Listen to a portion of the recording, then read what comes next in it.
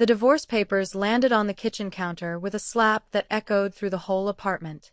Tracy didn't scream. She didn't cry. She just stared at the manila envelope, then slowly raised her eyes to her husband of 6 years. "Explain this, Hazel." He was already in his coat, already halfway to the door. His voice came out rehearsed, like he'd been practicing in the car on the way home. "I think we both know this isn't working anymore. We both know." She repeated the words back to him slowly, tasting each one. "I worked a double shift at the hospital last night. I came home at 6 this morning, made your lunch, left it in the fridge, and went to sleep for 3 hours before my afternoon clinic. And in that window, in those 3 hours, you had a process server come to our home." He said nothing. "Look at me, Hazel." He turned. She needed to see his eyes, needed to know if this was fear or guilt or something worse. What she saw shook her. His eyes were dry, decided. He had already left. He'd just forgotten to move his body until now. "Is there someone else?" "This isn't about anyone else. It's about us." Tracy laughed. It came out sharp and hollow, the kind of laugh that had no warmth in it. "That's what people say when there is someone else." He straightened his collar. "My attorney will be in touch." The door closed. She stood in the kitchen for a long time. The envelope sat there. She didn't open it. Instead, she walked to the bathroom, ran cold water, pressed her wrists under the tap the way she did when she felt a panic attack rising at work. She had learned that in her residency, ground yourself in the physical. Cold water. The sensation of your own pulse. Her phone buzzed. She thought it might be Hazel. Maybe something inside him had cracked the moment he hit the stairwell. Maybe he was calling from the elevator, voice breaking, saying, "Wait, wait, I made a mistake." It wasn't Hazel. It was her younger sister, Kate. A voice note. She pressed play. "Tracy, call me. Right now. I need to tell you something about Hazel before you hear it from anyone else." The water kept running. She should have answered. She should have called Kate back immediately. But her hands were shaking too badly to hold the phone, and something in her sister's tone, that careful, quiet urgency, told her that whatever was coming next was going to change everything she thought she knew about the last 6 years. She turned the water off. She picked up the envelope. Her name was typed on the front. Mrs. Tracy Yoon.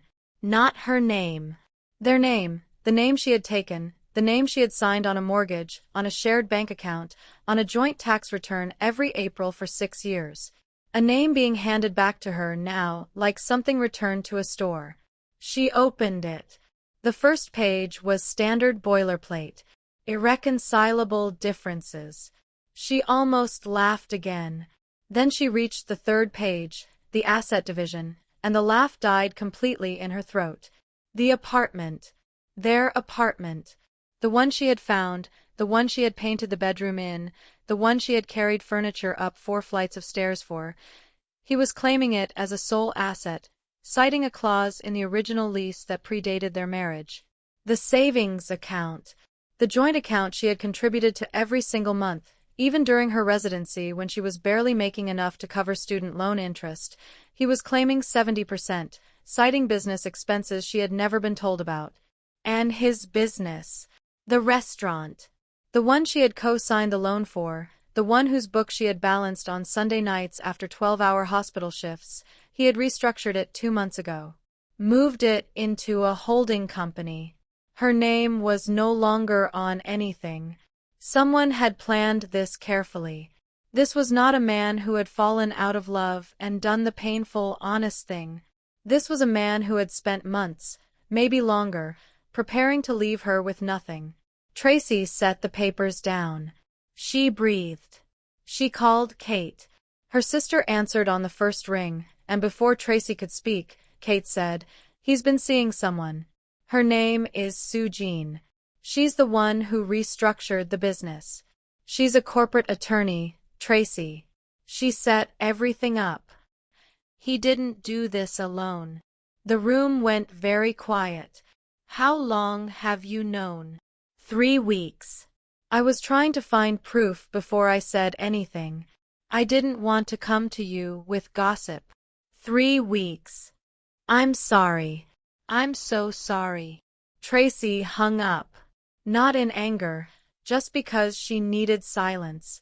She needed her brain to work without noise, without her sister's guilt bleeding into the phone line. She was a doctor. She approached problems systematically. She was not going to fall apart on a kitchen floor. She picked up the divorce papers, walked to her desk, and opened her laptop. She needed an attorney of her own. She needed someone who was better than Soo-jin. And she needed to move fast, because Hae-sol had a 3-month head start, and Tracy Yoon had never in her life let anyone outrun her. Hey family, welcome to Afro-Korean Stories. If you've ever been blindsided by someone you trusted completely, stay with me, drop a comment below and tell me where you're watching from and tell me what time this video got to you. Your supports keep this stories alive. And don't forget to like, share and hit the subscribe button because this story is just getting started, and I promise you, Tracy is not going down without a fight. Let's go. The name Soo-jin Chundrun was not hard to find. She had a LinkedIn profile, senior partner, Meridian Legal Group, specializing in corporate restructuring and asset protection. Her profile photo showed a woman in her mid-30s, precise in the way that expensive grooming makes people look precise. Everything about her was controlled, curated. She had 3 mutual connections with Hae-sol. Tracy sat with that information for exactly 30 seconds before she picked up the phone and called her colleague, Dr. James Carter, the closest thing she had to someone with connections in the legal world. I need the best family law attorney in the city, she said. Someone who can fight dirty if they have to. Tracy, are you okay? I'm fine. I need a name. He gave her one. Helena Cho. 40 years in family law, former judge, a reputation that made opposing counsel break into a visible sweat during depositions. Tracy booked an appointment for the following morning. What she could not have predicted was what happened at 11:47 that same night. She was asleep, the deep, collapsed sleep of someone whose body had finally demanded what 3 days of adrenaline had been stealing, when her buzzer rang. She almost ignored it. Then it rang again, longer this time, insistent. She pressed the intercom. Who is it? A woman's voice. Clear, slightly formal. My name is Soo-jin Chundrun. I know this is irregular. Please. I need to speak with you. Tracy's hand did not move for a long moment. She pressed the door release. When she opened the apartment door, Soo-jin Chundrun was not what she'd expected. The LinkedIn profile had shown polish. The woman standing in her hallway was undone, mascara tracked at the corner of one eye, hair slightly off from where it had been pinned. She was holding a folder. She said, I know you have no reason to trust me, but Hae-sol has been lying to both of us. Tracy stepped back and let her in. They sat at the kitchen table, the same table where the envelope had landed 18 hours earlier, and Soo-jin laid out her folder. It contained screenshots, calendar invites, financial records, and 3 printed emails. I met Hae-sol 14 months ago, Soo-jin said. He told me he was separated, that the marriage had been over for 2 years and you were both just waiting on paperwork. Tracy said nothing. I believed him. I know how that sounds. I am a corporate attorney. I build protections for a living. But I believed him because, she paused, because people lie better to the people they want something from. What did he want from you?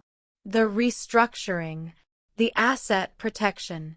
He told me it was to protect the business from a hostile creditor. He said you'd agreed to the arrangement. Soo-jin slid an email across the table. Last week I found this. An email chain between him and a property developer. He's selling the restaurant. The whole thing.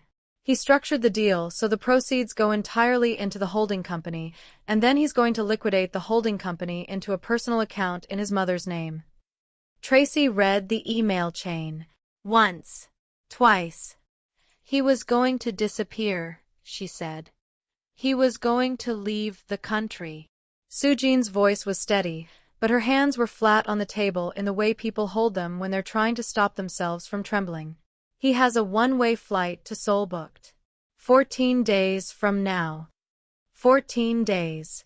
Why are you telling me this? Tracy asked. Because I am not going to be the woman who helped a man steal from his wife and flee. I became an attorney because I believe in accountability. And because, Sujin looked at the table for a moment, because he lied to me too. And I am very, very angry.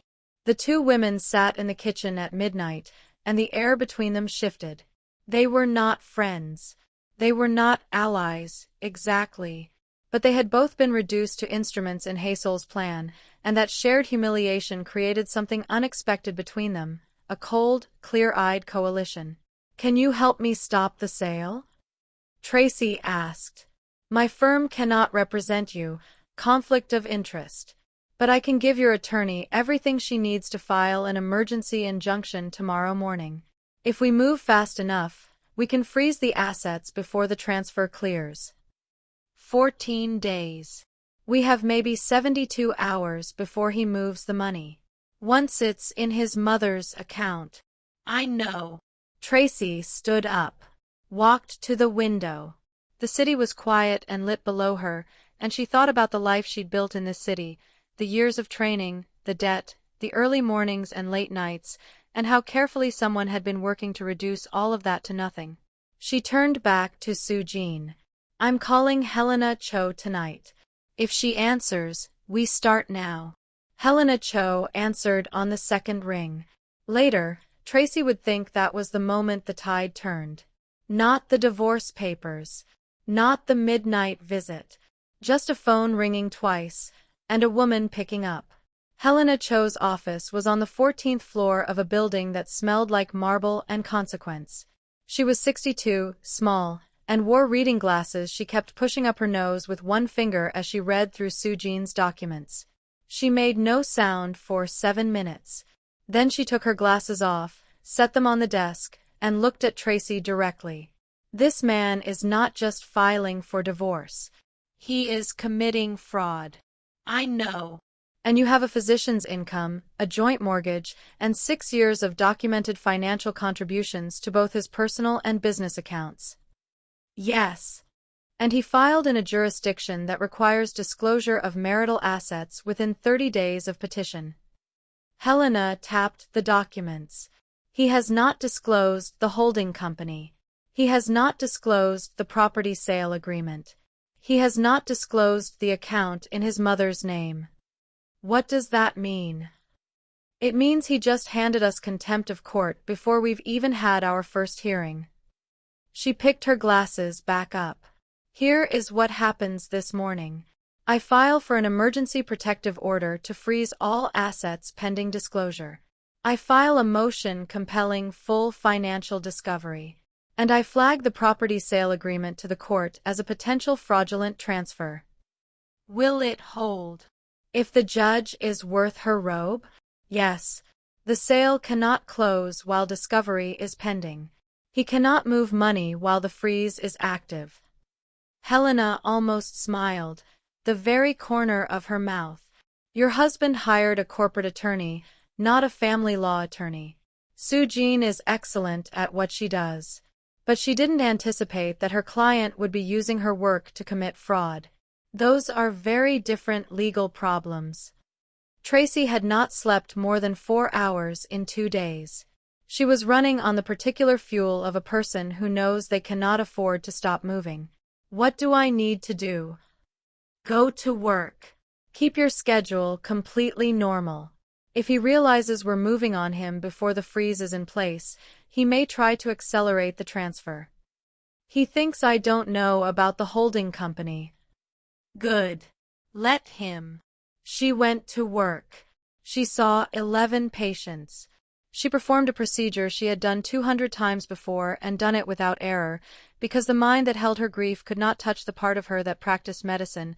That part was sealed off, maintained by years of training, by the discipline of a woman who had learned very early that falling apart was a luxury she could rarely afford. At 2:17 in the afternoon, Helena texted, *freeze granted. Asset protection order in place. Sale blocked. *. At 2:43, her phone rang. It was Haysol. She let it ring.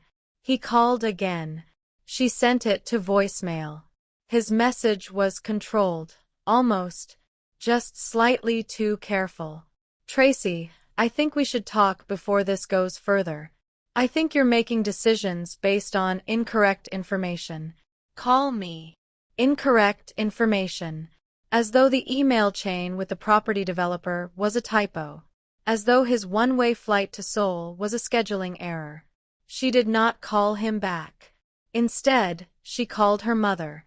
It was not a call she had been looking forward to. Her mother, Gloria, 64, a retired schoolteacher from Atlanta who had adored Haysol from the first dinner she met him at, was going to take this hard. Tracy prepared herself. She was wrong. When she finished explaining everything, the papers, Sujin's visit, the holding company, the flight, her mother was silent for a moment. Then she said, I knew something was wrong with that boy. Mom. I knew it. 2 Christmases ago. You remember? He was on his phone at the table the entire Christmas dinner. I said to your Auntie Diane, something is not right with that young man. I said it. Despite everything, Tracy laughed. Real this time, warm and broken at the edges. Come home this weekend, her mother said. Let me feed you. I can't. We have depositions starting. Then I'll come to you. I'll make her mother's slow-cooked collard greens and I'll sit in that apartment with you and we'll talk about what comes next. You are not alone in this. Do you understand me? You were never alone. Something behind Tracy's sternum cracked slightly, not apart, but open, like a window being raised. Okay, she said. Come. That night, sleeping in her own bed in her own apartment, Tracy felt something she hadn't felt since the envelope arrived.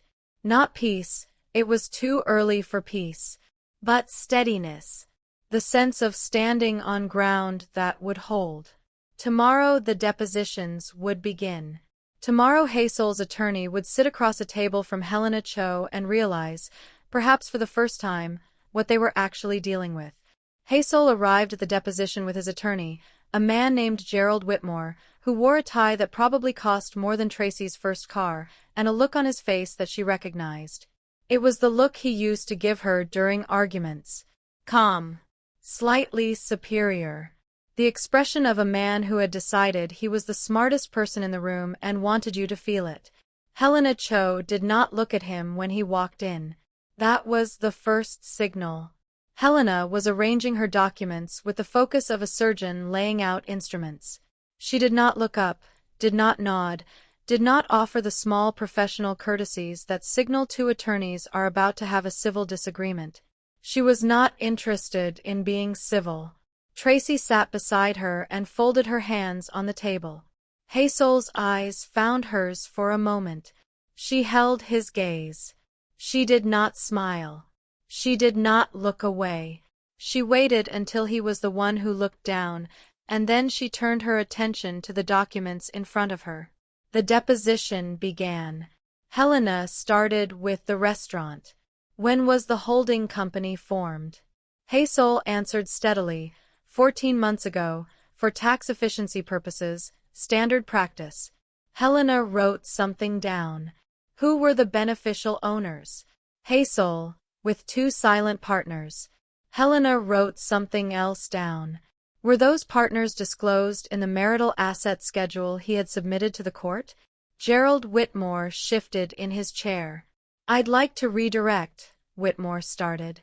You'll have your turn, Helena said, without looking at him. Mr. Yoon, were the silent partners disclosed? There may have been an administrative oversight. An oversight. Helena set her pen down. The holding company controls an asset valued at approximately $1.2 million, including the physical property, the business goodwill, and the pending sale agreement, which, I should note for the record, you also failed to disclose. You would characterize this as an oversight. Whitmore jumped in. My client is not required. Your client is required by the court's discovery order to disclose all assets acquired or held during the marriage. The holding company was formed during the marriage. The restaurant is a marital asset. The pending sale proceeds are marital funds. Helena opened a folder. I also have documentation of a bank account held in the name of Mrs. Yoon Soon-yi, your client's mother, which received a transfer of $42,000 6 days after the protective order was filed. The room went still. Whitmore turned to Hazel. Just for a fraction of a second, a single involuntary glance. It was enough. He had not known about the $42,000. Tracy had not known either. Helena had found it during discovery. Hazel had moved money before the freeze fully propagated through the banking system. A narrow window, perhaps a few hours, and he had used it. That transfer, Helena continued, was made after the asset protection order was in place. That is not an administrative oversight. That is contempt of court. Hazel's composure cracked for the first time. Just at the edges, a slight tightening around the jaw, a flicker in his eyes. Tracy watched it happen and felt nothing she expected to feel. Not satisfaction. Not grief. Something more like clarity, the specific calm of someone seeing a person clearly for perhaps the first time. This was not a man who had fallen out of love. This was a man who had been willing to leave her with an empty apartment and a legal battle she wasn't supposed to have the resources to fight. He had counted on her being overwhelmed, on her not moving fast enough, on the assumption that a woman in shock would make slower decisions. He had miscalculated. The deposition broke at noon for a recess. In the hallway, Whitmore pulled Hazel aside, and Tracy could see from across the corridor, even without hearing the words, that the conversation was not going the way Hazel had planned. Helena appeared beside her. He's going to want to settle. I know. Whatever number he offers in the next 48 hours, I want you to reject it. I want discovery to run its course. I want the court to see the full picture. What is the full picture? Helena glanced at her. We found 3 more transfers. The $42,000 was the most recent. There were 2 others, 18 months ago, just after he told you the restaurant was struggling and asked you to cover the mortgage payments for 3 months. Tracy absorbed this. He told me the restaurant was struggling so I would cover the mortgage, while simultaneously transferring money out. How much? In total? Including the pending sale proceeds he was trying to move? Just over $200,000. She stood in the courthouse hallway and let that number sit in her chest. $200,000. She thought about the nights she had worked extra shifts, the vacation they'd canceled because money was tight, the way she had quietly absorbed the extra financial weight without complaint because she was a partner and partners showed up for each other. She had shown up for a man who was simultaneously siphoning their life. Helena touched her arm briefly, a small professional gesture of acknowledgement. You're going to be all right.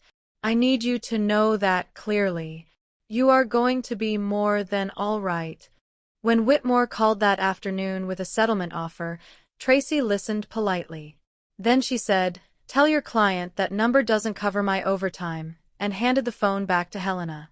Yoon Soon-yi arrived unannounced on a Thursday. She had a key. Hazel had given it to her years ago, during a period when she visited frequently. Tracy had meant to ask for it back after the divorce papers. She had not gotten around to it. She was in the middle of a phone call with Helena when the front door opened, and Soon-yi walked in with a dish of japchae and the expression of a woman who had come to speak her mind.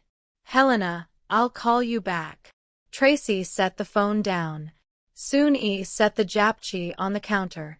She was 67, a small woman with large presence, the kind of woman who filled a room not through volume but through absolute certainty. She had loved Tracy once, or Tracy had believed she had. In the early years of the marriage, Soon-Yi had called her daughter, had bragged to her friends about the doctor her son had married. Things had changed around year 3. The comments started small. Why don't you work fewer hours? Why no children yet? A daughter-in-law who is never home is not much of a daughter-in-law. Tracy, she said, I want you to stop this nonsense. Tracy sat down at the kitchen table. She was not going to have this conversation standing, which would make it feel like a standoff. She was going to sit, which would make it feel like a decision she had already made. Sit down, Soon-Yi. The older woman blinked, surprised, perhaps, by the tone. Then she sat. The $42,000, Tracy said. Soon-Yi's expression didn't change. I don't know what you're talking about. Yes, you do. And your son's attorney has already been told that receiving that transfer after a court protective order makes you potentially liable for contempt. Not just Haesol. You. A long pause. He is my son, Soon-Yi said finally. I was protecting my son. From what? From accountability for what he did to me. You were never right for him. The words came out of Soon-Yi quietly, which made them land harder than if she'd shouted. You were always so busy. Always the career, the hospital, the patients.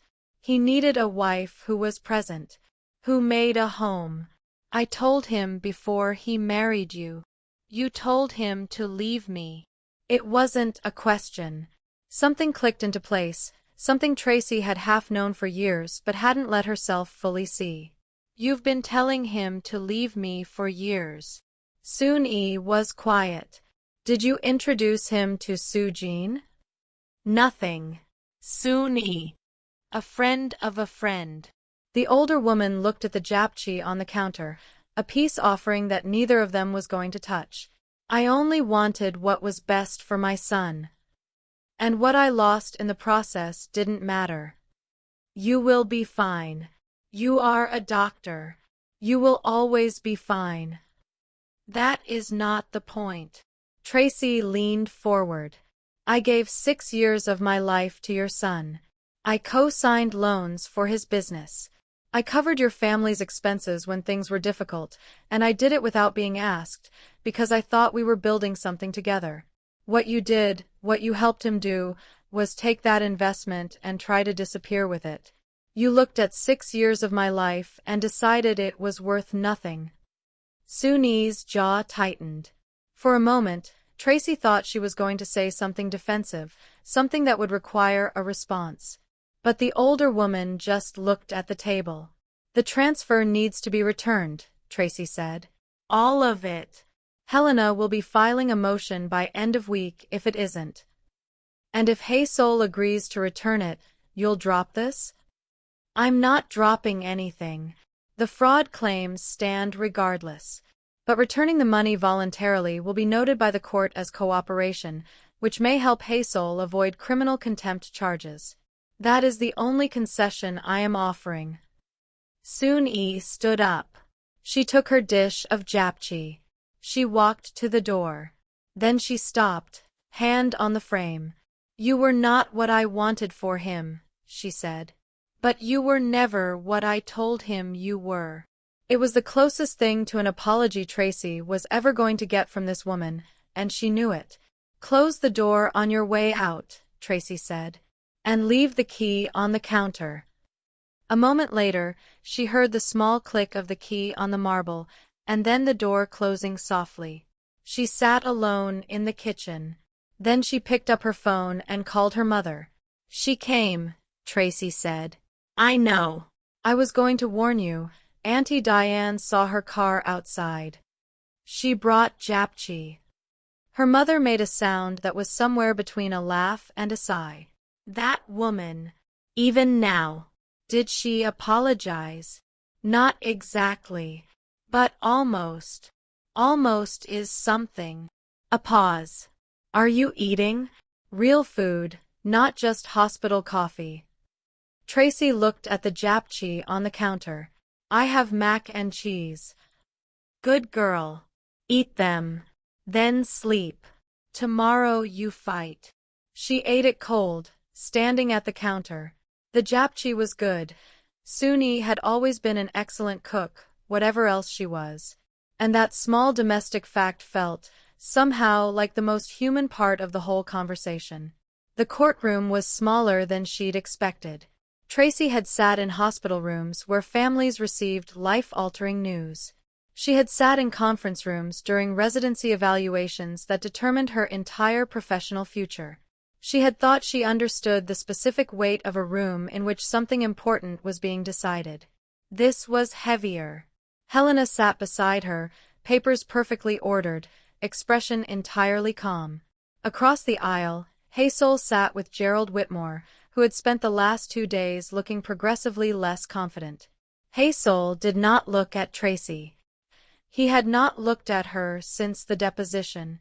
The Honorable Judge Ji-Yun Asanti entered and took her seat. She was 60 precise, and wore no expression that gave anything away.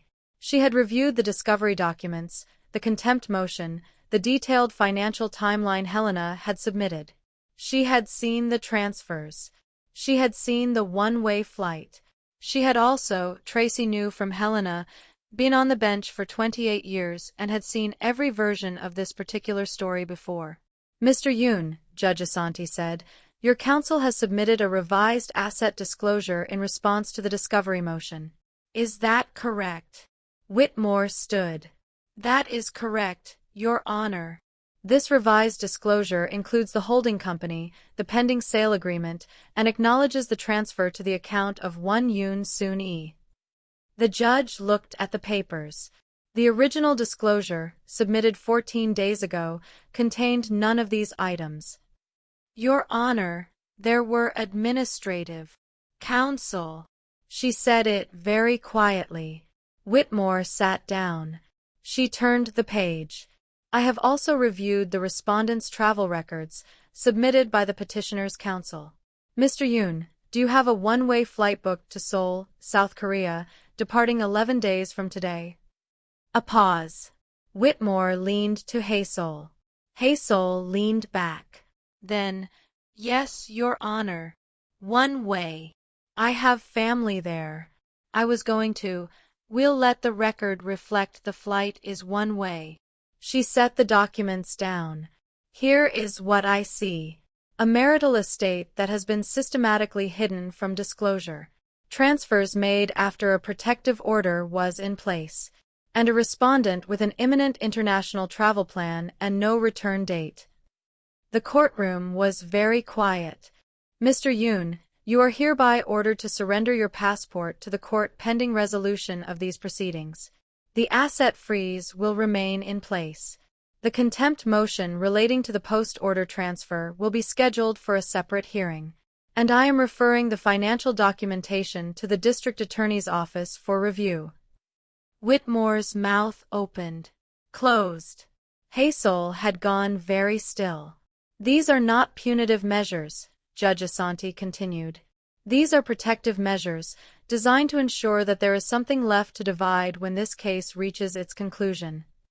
She looked at both tables. I would strongly suggest to both parties that settlement discussions, conducted in good faith, are now in everyone's best interest. Court is in recess. In the hallway, Tracy leaned against the wall and breathed. Helena appeared beside her. Passport surrender changes everything. He can't run. The DA referral means this could become criminal if they find what I think they're going to find. What do you think they'll find? I think the restaurant never struggled the way he told you. I think the business expense account was personal spending. And I think the money went to building a life somewhere else, a life you were never going to be part of. Tracy closed her eyes briefly. How are you holding up? Helena asked. It was the first time she'd asked anything personal, and Tracy understood it as a signal that they were past the transactional phase of their relationship. I'm okay. I keep expecting to feel more. More grief, more anger. Instead, I just feel clear. Yes, clear. That happens sometimes, when people see the whole picture. Helena straightened her jacket. It's harder to mourn something that was never what you thought it was.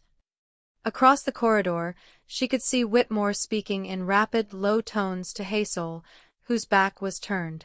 Hazel's hand was at the back of his neck, a gesture she recognized. He used to do it when he'd lost an argument and didn't want to show it. He had lost this argument, definitively and publicly, and in front of a judge who had referred his financial records to the district attorney. And the strange thing, the thing she would try to explain to Kate later, and half succeed, was that she didn't feel victorious. She felt tired. She felt the particular exhaustion of someone who had spent months running hard and had just reached a moment where it was finally almost okay to slow down. Her phone buzzed. A text from Kate. How did it go? She typed back. *passport surrendered. Case referred to DA. He's not going anywhere. *. 3 seconds later, her sister sent back a single line that made her smile despite everything. I always said Helena Cho was worth every penny. Hit subscribe if you're ready to see how this ends, because the settlement conversation coming next is one for the record books. 3 days after the hearing, Whitmore called with an offer. Tracy was in the hospital cafeteria, eating a sandwich she had already forgotten the taste of, when Helena reached her. She held the phone between her shoulder and ear and kept eating, because Helena had told her to stay as normal as possible and also because she had not had time for breakfast. He's offering the apartment and 40% of the marital savings. What about the restaurant proceeds? He's claiming that the pending sale is tied to a personal debt that predates the marriage, which would place it outside marital assets. That's not true. I know. And I can prove it. But proving it takes another 6 to 8 weeks of litigation, and I want you to think about whether that time has value to you. Tracy set her sandwich down. What's the full number if we settle now versus if we litigate? Settlement, apartment, estimated value $700,000 in equity, plus 40% of savings, roughly $62,000. Total, approximately $762,000. Litigation, if we win on the restaurant, you're entitled to half the sale proceeds, which is another $300,000 after taxes, plus attorney costs awarded to you for the contempt violation. You could walk away with over $1 million. But that assumes we win every motion between now and then. What's your confidence level? 75%. Which means 25% he finds a way to muddy the restaurant asset claim, and you end up with roughly the same settlement offer but after 8 more weeks of your life. Tracy looked across the cafeteria. A young resident was eating alone, headphones in, dark circles under her eyes. She remembered being that resident. She remembered the specific quality of that exhaustion, the tiredness that comes from giving everything you have to a place that will ask for more tomorrow. She was tired. But she was also a woman who had been cheated out of $200,000 and had been meant not to notice. The offer felt like the end of something, and endings mattered. Tell me about the contempt violation. If the judge finds him in contempt at the separate hearing, it's a fine and potentially jail time on the criminal track. The DA referral means there's a parallel process running that Whitmore cannot control and Hazel cannot settle his way out of. So the settlement only covers the civil case. Correct. The criminal exposure stays regardless. That was the piece she had been waiting to understand fully. The settlement, whatever she agreed to, did not protect him from what the DA's office was now looking at. He could settle with her and still face criminal consequences, which meant the settlement was about her financial future, not about whether justice happened. Those were 2 separate questions, and she needed to be clear about which one she could control. I'm going to ask you something, and I want a professional opinion, not reassurance, Tracy said. Go ahead. If I take this settlement and the criminal track runs its course, what happens to Hazel? Helena was quiet for a moment. Realistically, if the DA finds what I think they'll find, fraudulent transfers, deliberate asset concealment, he's looking at 18 months to 3 years, likely with a suspended sentence and probation if this is a first offense. He'll have a record. He will almost certainly lose his ability to run a licensed food service business. Tracy absorbed this. And the settlement money is secure regardless of what happens criminally? If it's in your account before he's charged, yes. Counter them, she said. I want the apartment, 60% of the savings, and I want his legal fees for the contempt motion paid directly to my attorney. If he agrees to that, we're done. He'll push back on the 60%. I know. Start there anyway. She picked her sandwich back up. The resident across the cafeteria had fallen asleep, head on his arms, headphones still in. Someone had placed a paper coffee cup near his elbow, a small, anonymous kindness. She thought about the woman she had been 3 weeks ago, standing in the kitchen with cold water running over her wrists, trying to hold herself together. She thought about her mother, who had gotten on a train when she called. About Kate, who had sat on 3 weeks of information because she'd wanted proof before she said a word. About Sujin Chundran, who had shown up at midnight with a folder because she would not be made into a weapon against another woman. She had not done this alone. She finished her sandwich. She texted her mother, *counteroffer submitted. 60% savings plus apartment plus legal fees. We'll know by tomorrow. Her mother texted back, her mother's slow-cooked collard greens when this is done. No argument. No argument. He agreed to 60%. The legal fees were the sticking point. Whitmore argued them for 4 hours, and in the end they split the difference. Hazel paid 70% of Helena's contempt motion costs. It wasn't everything Tracy had asked for. It was more than she'd been meant to have. The settlement was signed on a Tuesday afternoon in Helena's conference room. Hazel arrived with Whitmore, and this time he looked at Tracy when he walked in. She let him. Whatever he needed to say with his eyes, she could receive it now. She was not afraid of him anymore. Not that she had ever been exactly afraid. But she had been afraid of the version of her life he was trying to take. That version was no longer at risk. He looked exhausted. She noticed it the way she noticed things in patients. The gray quality of skin when someone hasn't been sleeping, the slightly collapsed posture of a man under sustained, unrelenting pressure. The passport surrender had been in the papers, a small item, buried in the financial section, but enough for people to see it. His restaurant, with the sale now pending court approval and divided asset classification, had been closed for 2 weeks pending the proceedings. Whatever he had been building toward was gone. The signing took 40 minutes. Nobody spoke beyond the necessary legal confirmations. At the end, Whitmore shook Helena's hand with the precise courtesy of someone who had lost and knew it. Hazel stood, straightened his jacket, and then, before he turned for the door, he stopped. Tracy. She looked at him. I want you to know. He stopped. Started again. I know it doesn't help anything, but I want you to know I didn't start out trying to hurt you. She waited. I got scared. The business was struggling, it really was, in the beginning. And then I made a bad decision about how to handle the fear. And then the decisions kept compounding, and by the time I was sitting across from Sujin asking her to help me restructure everything, I had told myself so many stories about why it was justified that He stopped again. You believed your own justifications, she said. Yes. That's the most honest thing you've said to me in a long time. He didn't answer that. Go, Hazel. She said it without anger. Just finality. Whatever you're about to face it. That part is yours, not mine. He left. Helena waited until the elevator doors closed before she turned to Tracy. You know, in 28 years of family law, I've had clients fall apart in this room. I've had clients throw things. I've had clients say things they later regretted.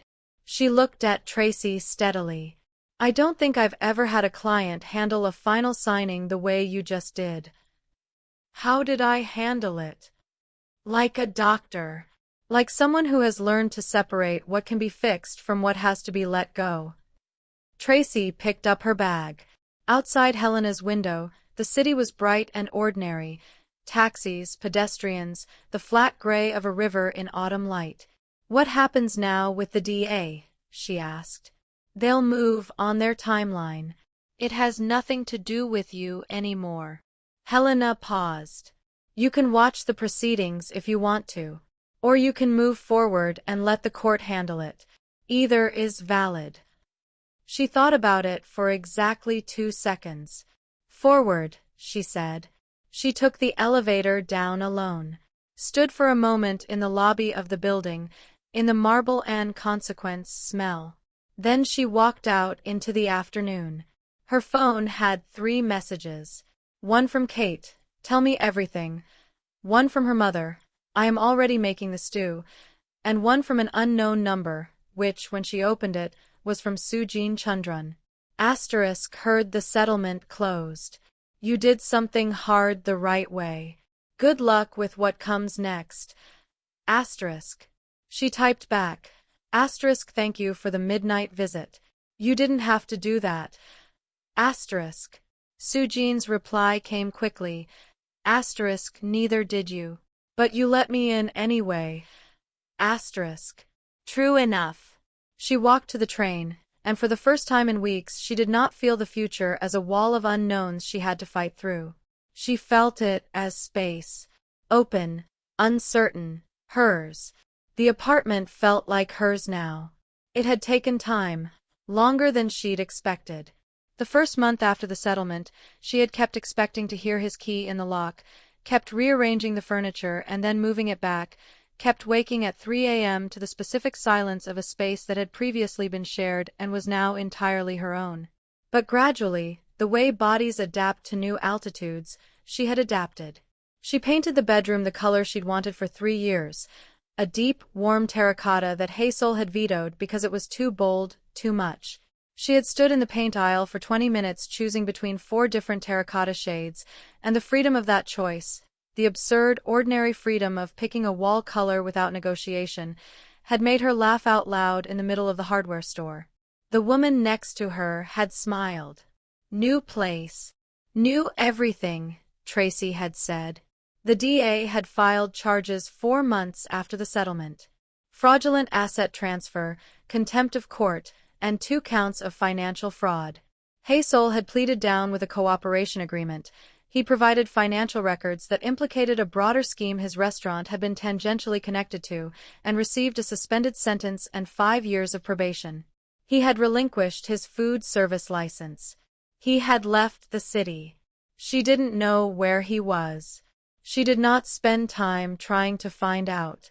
What she did spend time on, her patients, her sister, her mother, her small balcony garden that had grown from 2 reluctant herb pots to a slightly chaotic arrangement of basil, mint, tomatoes, and a fig tree that she fully accepted would never produce figs but that she had kept alive through 2 seasons now through sheer stubbornness. And work. Always work, but different now. Not as escape or refuge, just as the thing she was good at, that gave the day shape and meaning. She had also, carefully and without announcement, started seeing someone. His name was Daniel. He was a radiologist who worked in the same hospital system. They had run into each other at a case conference, then again at the coffee cart outside the imaging center, and then deliberately, at a Korean-Ghanaian fusion restaurant in her neighborhood where they had talked for 3 hours about medicine and travel and the specific experience of being the first in your family to go to a particular university, which they had both been. She had told him about the divorce on the 3rd date. Not everything, not the contempt motions and the one-way flight to Seoul, just the outline. Married 6 years. It ended badly. She was okay. He had listened without performing shock or sympathy, which she had liked very much. Then he had said, "Do you want to tell me about it, or do you want to talk about something else?" She had wanted to talk about something else. That was the right answer. Her mother visited every other month now. Gloria had a key, an actual, given key, the first time Tracy had given someone a key to this apartment since she'd changed the locks.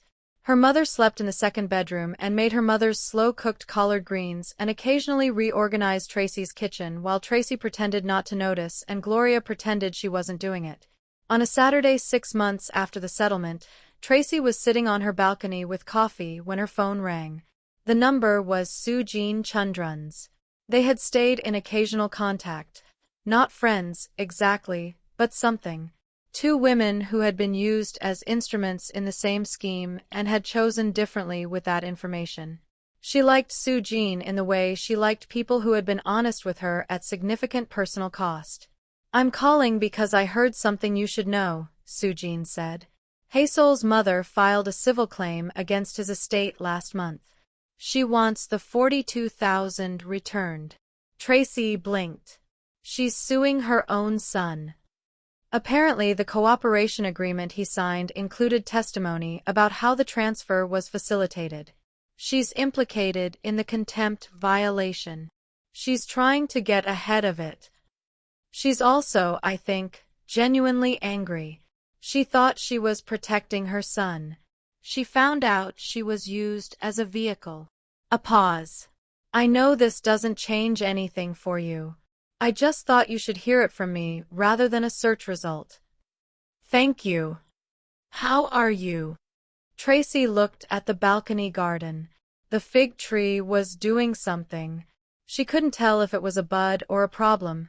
She'd look it up later. "I'm good," she said. "I'm actually good." That's not what people say when they're performing. "No," she agreed. "It's what they say when they mean it." After she hung up, she sat with her coffee and the morning. Daniel had texted the night before, a conference in 2 weeks, would she want to drive up early and spend the weekend exploring the coast? She had said yes without overthinking it, which felt like progress. 1 year and 3 months after the divorce papers landed on the counter, Tracy attended Kate's wedding. It was in their parents' hometown, a church her grandmother had attended, a reception hall that smelled of southern fried chicken, kimchi braised short ribs, and warm fabric and the specific floral arrangements their mother had been planning since Kate got engaged, and it was the kind of day that arrived with such accumulated expectation that the actual experience of it felt almost unreal. Like a very good dream you keep checking isn't one. Daniel was her date. He wore a suit that fit correctly, which she had come to understand was a small thing that mattered. He shook hands with her father for the full appropriate length of time. He laughed at her Uncle Ray's jokes without working too hard at it. And when her mother pulled Tracy aside during the cocktail hour and whispered, "I like him. He eats properly," Tracy had accepted this as the highest endorsement Gloria Arthur was capable of giving. Kate was radiant. Her husband, Michael, was a man who looked at her sister like she was the answer to a question he'd spent years asking. Tracy had watched them during the ceremony and felt something that surprised her. Not grief for her own marriage, not envy, not the complicated emotion she'd braced for. Just gladness. Simple, clean gladness that this was happening, that she was here to witness it, that the last 2 years hadn't taken her capacity to feel this. During the reception, between the dancing and the speeches and the 7-course meal that her mother had curated with the thoroughness of a general planning a campaign, Tracy found herself standing at the edge of the courtyard with a glass of wine, watching her family. Her father was attempting to teach Daniel a high-life Nanta fusion dance step. Daniel was attempting to learn it with the earnest, slightly clumsy effort of someone who knew he was going to fail but had decided to try anyway. Her father was delighted. Nearby, Kate's new husband was talking to her mother, who appeared to be reorganizing his understanding of something. Cooking, probably, or child-rearing, or the correct way to do almost anything. Kate appeared beside her. "Stop watching them and come dance," her sister said. "I'm taking it in." "You can take it in on the dance floor." Tracy smiled. "You're very bossy for a bride. I've been waiting for this day since I was 9. I'm extracting every single thing from it." Kate leaned on her shoulder for a moment, a brief, comfortable wait. Are you okay? I'm really okay. A year ago you were. I know. I wasn't sure for a while that you'd get here. Not the legal stuff. I knew you'd win the legal stuff. You're you. But this. Kate gestured loosely at the courtyard, at Tracy's expression, at the general fact of her standing in a dress at her sister's wedding, looking like a woman who had arrived in her own life. I wasn't sure you'd get back to this. I wasn't sure either, Tracy admitted. What got you here? She thought about it honestly, about Helena Cho and the cold efficiency of good legal representation, about Sujin arriving at midnight with a folder because she had decided not to be used, about her mother reorganizing her kitchen, about the terracotta bedroom and the fig tree and Daniel attempting a dance step with total commitment and no grace, about the specific morning, 3 weeks after the settlement, when she had woken up and realized she was not angry. Not sad. Just awake in her apartment with a full day ahead of her and nobody in the world to tell her what to do with it. I got here, she said, because I kept moving even when I didn't feel like it. And because I let people help me. She looked at her sister. You included. Especially you. Kate squeezed her hand.